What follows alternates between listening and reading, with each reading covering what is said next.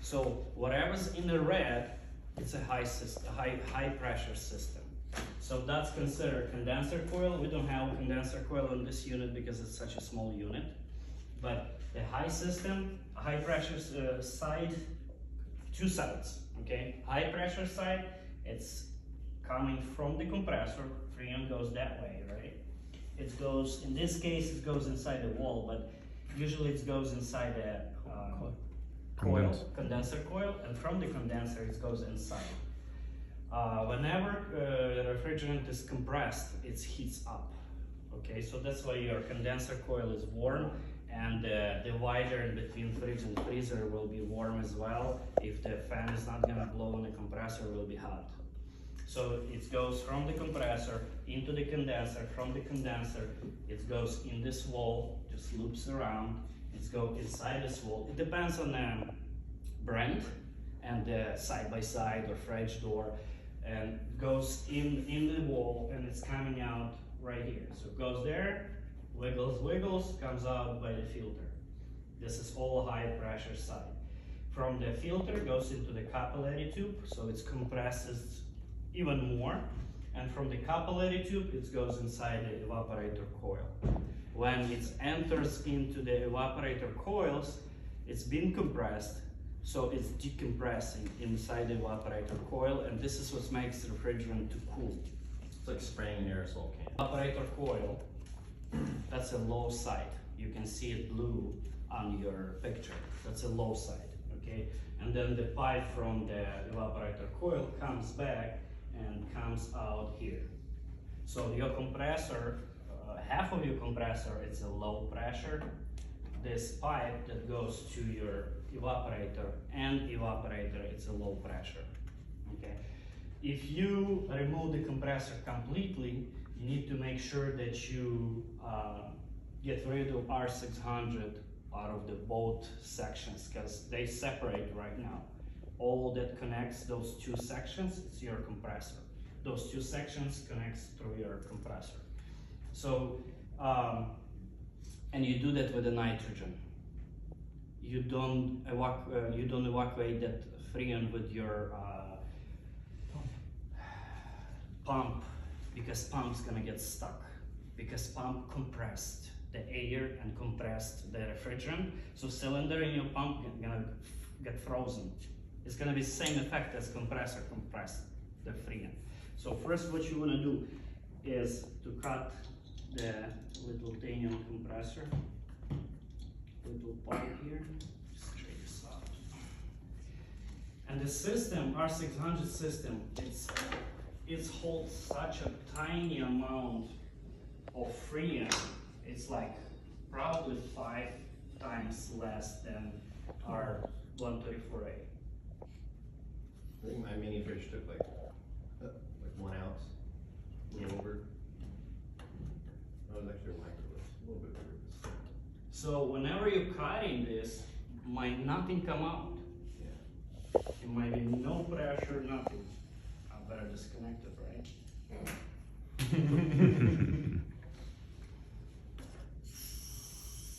В жидком состоянии не выходит. Холодильник работал?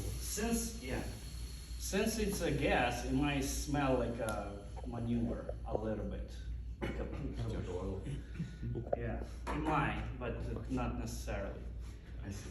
So after you cut this, some oil come out, that's okay. Oil is always in the system. Can you use any device to cut it? You What can. device you cannot use to cut it? Fire. Okay, you can, for example, ножовку можно? Well, the saw will create the shapes. Yeah. The shapes, when they're gonna get into the system, will clog your. I just use wire cutters, and then if I need to braze the rest of the fitting off, I'll braze it off. Yeah, so the best is just Or cut it in pipe half. cutter. Yeah. Okay, that's what's the best, because it doesn't leave any shavings that have a chance to No, but get. you are changing the old one, you don't care if there will be something in.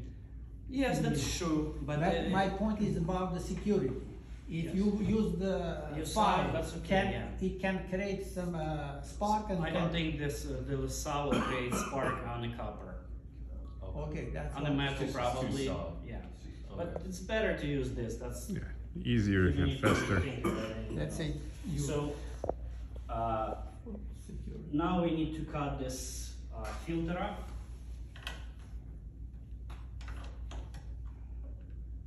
Only by the cutter. To get rid of the freon, you need to cut first. You don't brace off anything. You'll burn half of the wall behind the fridge. Trust me, it's really, really flammable. You might injure yourself. So cut, cut, cut. No sparks of any kind. No heat. And We whenever never you use burner. No. No, never. I had one time that had a restriction. I released the low side and I didn't release the left side and the filter blew up in my face. I had that case too. I don't have to shave my legs for 2 months after that incident. I said you had to I didn't have to shave my legs for 2 months after the incident. Thankfully, when it happened to me, I was in a garage. So the customer didn't hear it or anything. We're gonna use, that's something new for you guys. That's to hook up to cut pipe without brazing anything on it. That's what I was. Its brand is Robinair, and it have many different attachments. We just need to pick the size. I'll pass this over at the table. To hook up your gauges, you need to hook up your gauges to something to get rid of the rest of the freon, because there's more inside. Whatever came out, it doesn't mean that there is nothing more. There is more freon that will inflate, that will catch on fire, that will kaboom. And then rubber seal and another one. This is to hook up your gauges to. You just can do it to the regular cut pipe. Otherwise, how you gonna hook up your gauges? You can use hillbilly ways, you know, duct tape or whatever. But this is, But you can't braise it because there's still there is gas. still some gas, yes.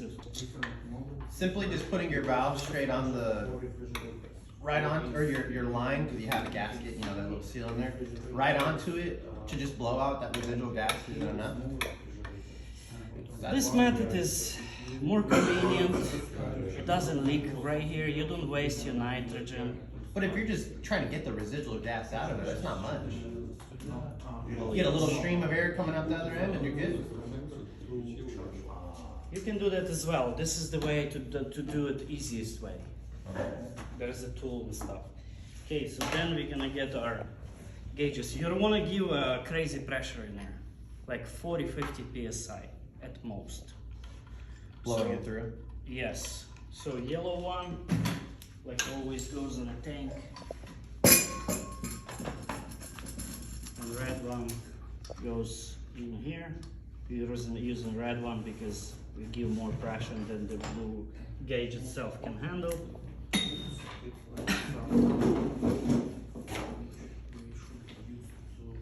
And we're just gonna open this up. And open the red one just a tiny bit, 40-50 psi, not more than that.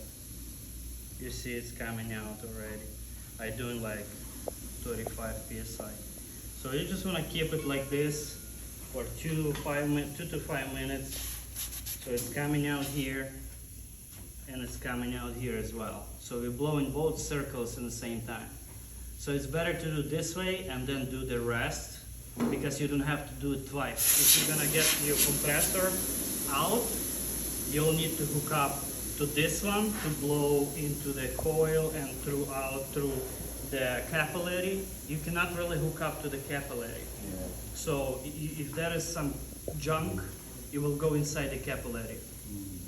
So, and you will need to blow from here and coming out of here, or here to coming out of here, if you have your compressor completely out.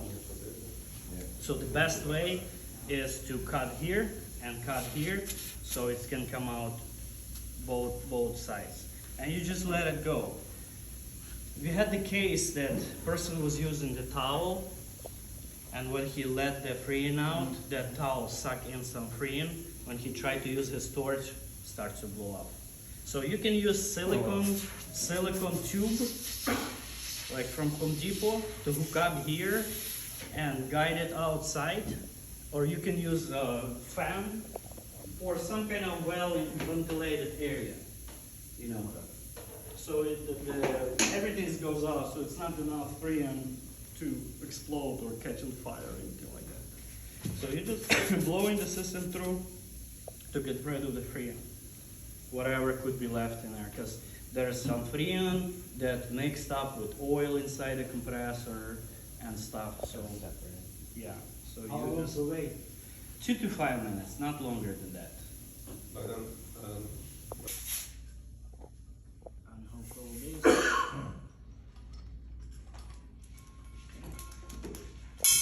So when we get rid of the freon, now we can brace.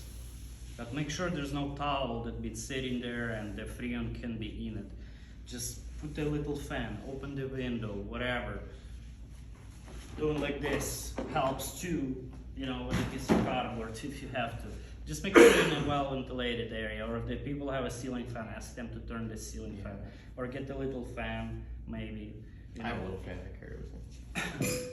It's hot sometimes. So after we're done, after we get rid of the R-600 refrigerant, remove this tool. Я вот эти все, да, вот я хочу Он как? Если хочешь, что R-600, можно только кислород горел. Yeah, I always just. See, it doesn't burn, so there's no freon. Обычно кислород показывает. I always cut it because sometimes the capillary line can get clogged up when you pull the line off. Yeah, just short.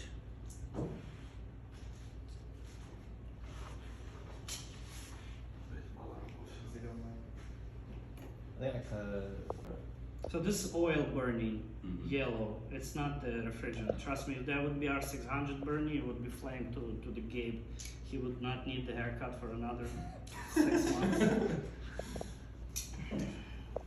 Okay. Easy peasy.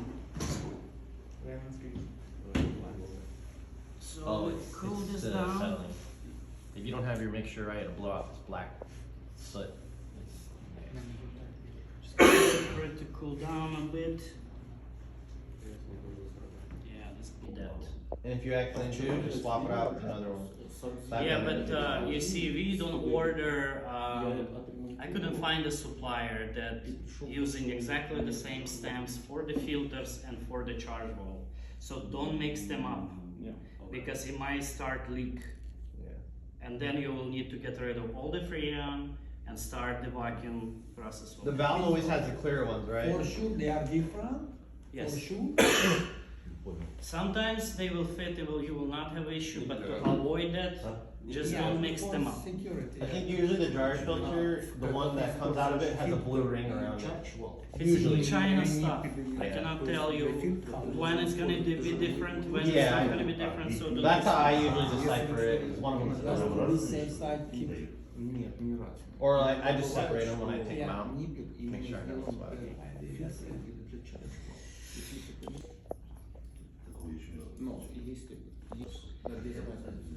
Yeah, the line looks clean. All the solder is farther down, so that's good.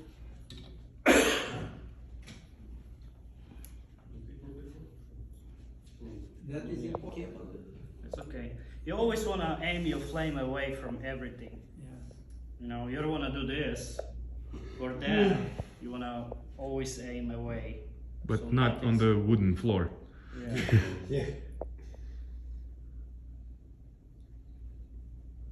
Just a tiny bit, that's enough. More, everything will come there. Even you don't wanna hit the compressor, because a lot of parts inside the compressor are plastic, believe it or not. Seals. Yeah, so you're gonna ruin the compressor if you're gonna do it this way. If you have no choice, do it, but cover up the compressor to the best, Yeah. as best as you can. Second thing, you need all this stuff to be cold.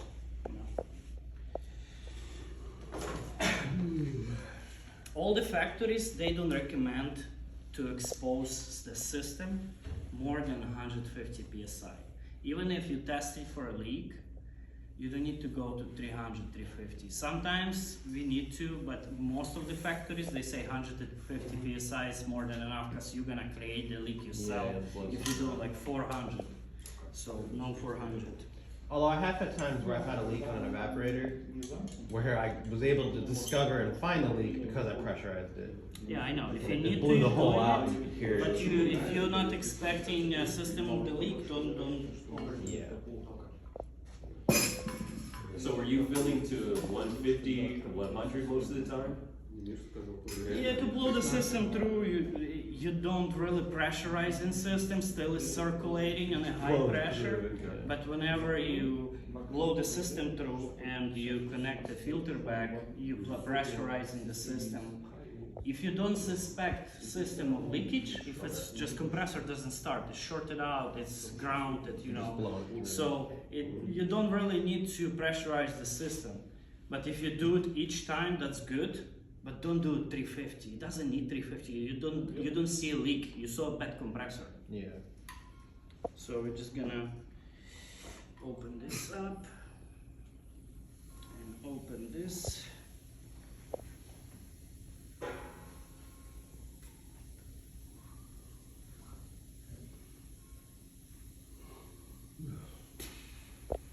It's going through. You guys know what's why the reason we're blowing into the capillary. Capillary, this thin capillary line, this is what clogs up. The rest of the pipe is too big to clog up, so you always want to blow into it. You will go into the capillary, you will go inside the evaporator. From evaporator, it will come back here to the compressor, this return. Then it will go through the compressor, it will go inside your high side, which is your condenser coil and whatever, the Yoder loop inside, and then it will come out here. So you want to make sure it's coming through nice and strong. So this one is great. As long as you can, let it go. Catch it on a paper towel or something. Hold it, let it pressurize, let it go. And use the whole tank if you need to use the whole tank, if there's a lot of oil coming out. Sometimes it won't Try to stop. get as much oil out of the system as possible. Not by the high pressure. Don't do 500 to get rid of it faster. It's not gonna be faster. Just do 300, you know, and just hold and release, and catch all the oil.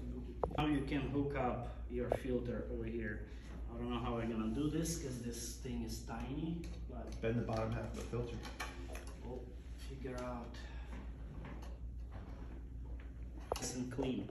If it's not clean, it's not gonna stick and you're gonna be in a deep trouble. So I have some paint here. I need to get rid of it, all of it. And he'd have to go back there to redo the job, or I was going back to take over his job because And what is more he didn't do expensive, it. this or that? No, The other stuff is another more one. expensive. Probably this. No, usually it's 8 rolls. You can buy for $100. $100 for 8? 140. And Is it real? Does it make welding the steel to copper really easy? and very clean. Very. Okay. And for period which you use, it's Yeah. Makes your job easier. Here you want to be really careful. You don't want this to be too much solder. So you want to make sure that there is no gap in between two pipes. They are as minimum as possible. If you need to pinch the line, you pinch the line to have tight fit. Because if you're going to flood too much solder into this seam, it will flood your filter and you're done. You need to replace the filter, but you're not gonna know that it's flood the filter before you're gonna do vacuum, waste freon, and then you're gonna see that your pressure really high on the high side, and it's gonna be negative always. Doesn't matter how much you're gonna give because it's not gonna simply circulate. Such a small amount of freon in these units. You don't want to lose it. If you don't want to lose any of it, and it have to be super precise amount.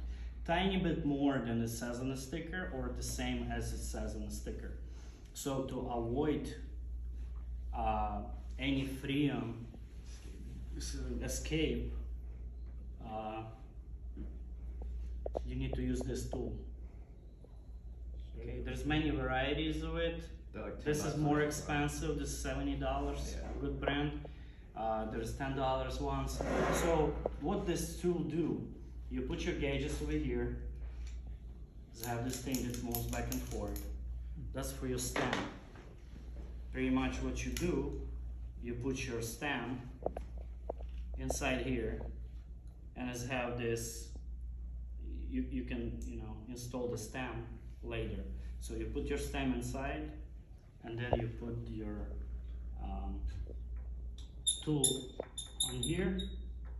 So your stem remaining inside. After you're gonna be done charging, you're just gonna push and screw in your stem in. This is something that AC guys use. Yes, because your low side will be -15, -20, approximately that much. At final charge. Maybe you need to close these anyways, huh? Maybe not. But 10 minutes, good enough, not less than that. Try to run your vacuum for 10 minutes.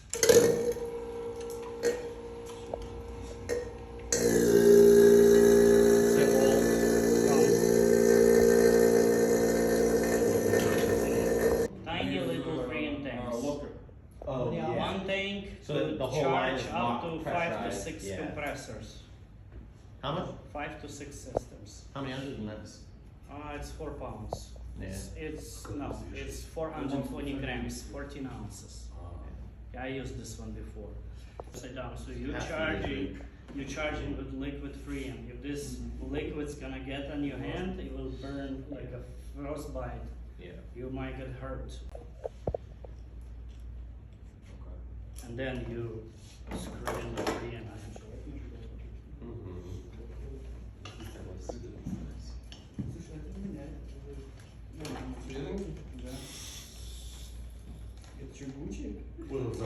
This yellow hose. So there's no air in the yellow hose right now. We have freon here already.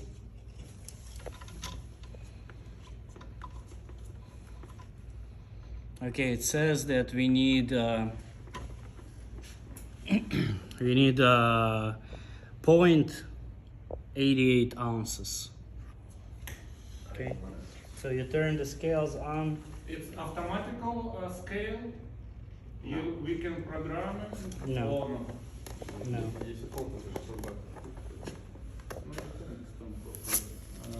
Okay, so we're zeroing this out.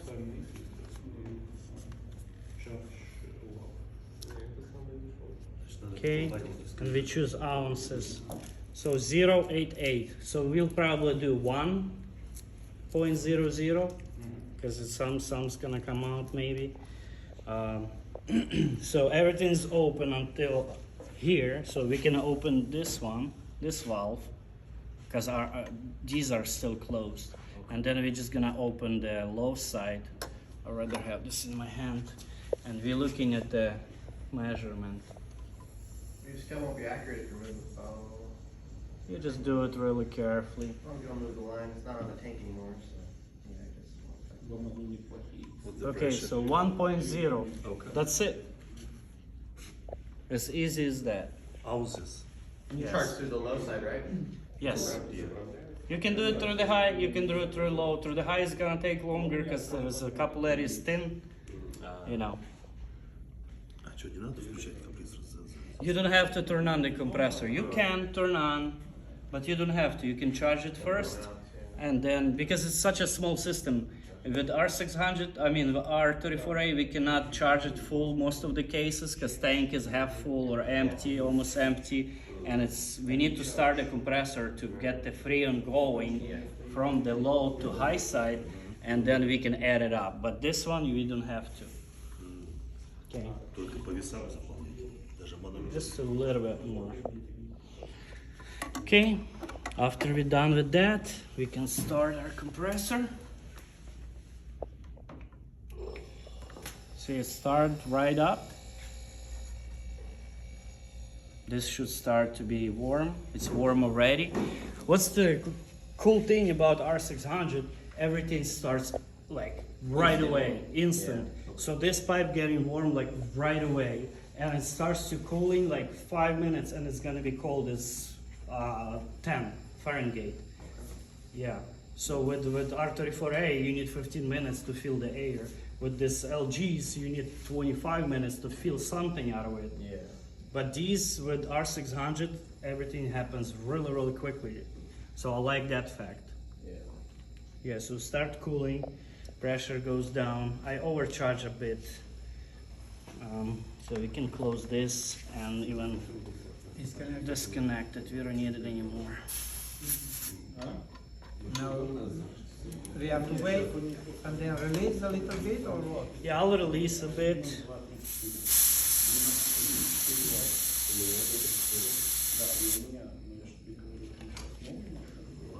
So the high side usually around 55. The low side should run about -10, -12. Doesn't matter the size of the unit. Doesn't as long as matter. it's R600. Yeah, 55 and -12. something like that. Yeah. So you know, for any other refrigerator, it's 0 and like 150. It's not for every refrigerator. It's for the regular. You screw this, and there's a stem inside, so you're just gonna push it in and put the stem in. Cause this, see, this, it was pressure when I undo this, cause there is a lot of pressure here, 55 psi. You put your stem in, nice and tight, not too tight. Then we can undo this. The stem is in. This one back in. That is one? Yeah. And then we can disconnect. Would you disconnect it straight from the dryer filter? Either or, I don't think it's that big of a difference. No, I just my hand. But that didn't release all the freon that was in there. I just tiny bit, but we overcharge it. So same thing here. We put the How stem in. expensive is R-600? It's cheap. Yeah. Okay. This then- tank probably $12 Okay. to $20, depends on the supplier. That's So good. it's not expensive. We can easily. Do you think that manufacturers are gonna start switching over to R600? They switched already. They're 100%. currently switching. Yeah. They switched already. Okay. If you check Home Depot, new models for refrigerators. You're not gonna find R-34a.